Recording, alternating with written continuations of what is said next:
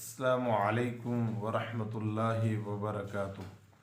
इन्नल हम्दुलिल्लाह वस्सलातु वस्सलामु अला रसूलिल्लाह। रब्बि इश्रह ली सदरी वयस्सिर ली अमरी वहलुल उक़दतम मिन लिसानी यफ़क़हू क़ौली। उम्मीद है आप सब खैरियत से होंगे। दीन और दुनिया चैनल की तरफ से आप सबको खुश आमदीद।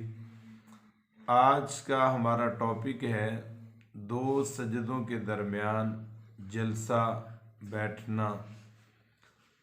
दो सजदों के दरमियान बैठना उसे जलसा कहा जाता है।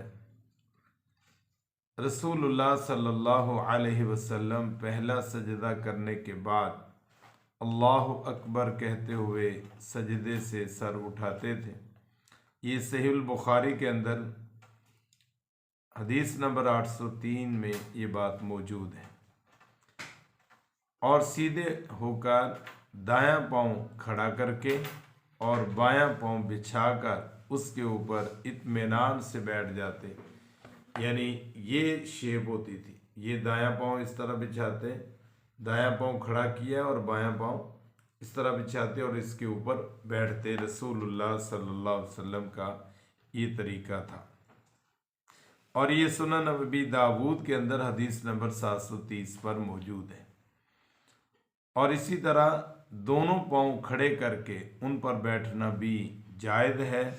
और ये सही मुस्लिम की रिवायत हदीस नंबर 536 में ये बात मौजूद है।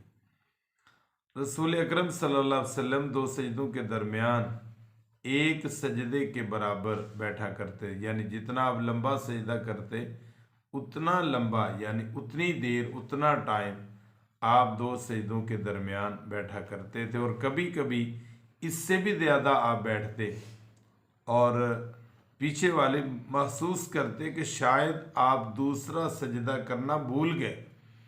यानी एक सजदा किया और उसके बाद जलसे में बैठे, जलसे उला में, तो इतना बैठते कि पीछे वाले नमाजी सहाबा बाद औक़ात तसव्वुर करते कि शायद आप भूल गए हैं।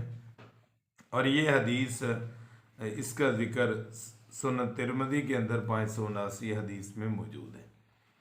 रसूलुल्लाह सल्लल्लाहु अलैहि वसल्लम जब नमाज में बैठते तो अपना दायां हाथ दाएं घुटने पर और बायां हाथ बाईं रान पर रखा करते थे जब दो सजदों के दरमियान बैठते।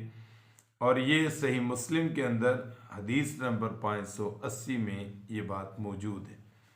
अब दो सजदों में बैठने से पढ़ना क्या है, वहाँ पर हदीस में आता है रसूलुल्लाह सल्लल्लाहु अलैहि वसल्लम पढ़ा करते थे।